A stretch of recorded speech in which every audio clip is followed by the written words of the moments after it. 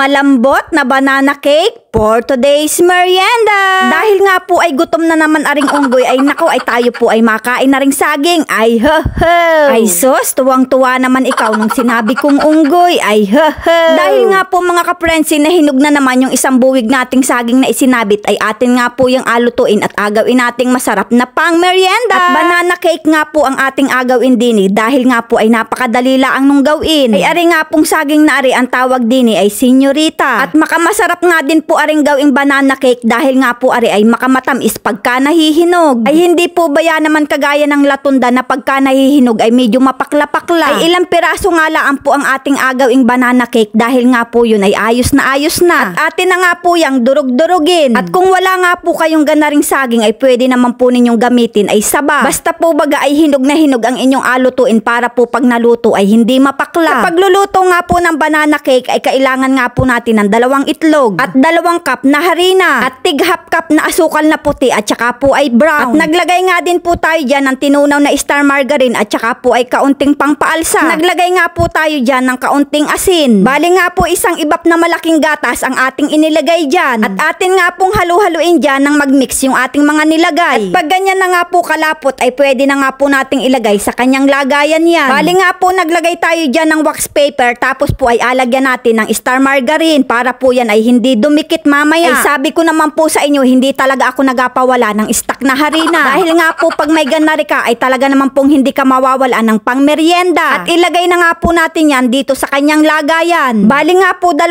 piraso ang ating nagawa. E di baga nga nipot may merienda na tayo maya-maya. At para nga po maluto natin aring banana cake ay kailangan nga po natin dyan ng kawali. At nilagyan nga po natin yan ng patungan sa ilalim para po ay hindi masunog. Ay pwede nga rin po ninyo aring iluto ay sa steamer. Tusok-tusukin nga po natin yan para malaman natin kung luto na. At pag wala nga po yung kumabit na laman, ibig sabihin po yan ay luto na. At pagkalipas nga po ng 35 minutes ay ayan, nakaluto na tayo ng masarap na banana cake. At ayan nga din po, tanggalin na natin yung nilagay natin kaninang paper wax. Napakaganda nga po ng ating pagkakaluto at atin na nga po yung hiwain ay talaga naman pong pag hiniwa mo ay napakalambot. E gayan laan po man din kadali mga kaprensi gumawa ng banana cake. At habang inaluto pa nga po natin yung isa ay atin na po aring kainin. Ay talaga naman pong napakalambot ng ating pagkakaluto. Ay kainin na natin yan at kanina pa po talaga ako natatakam. Ay ho ho.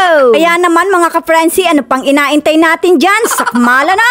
Ay talaga naman pong pag kinagat mo ay napakalambot. Ari po talaga ang makamasarap kaparis na rin. Ang kaping matapang sa sobrang tapang ay nanununtok talaga. Ay makamasarap man din nga ni. Kaya naman mga kaprensi, kung naibigan nyo nga po aring video yung ari, pa like and share na lang po. Maraming salamat!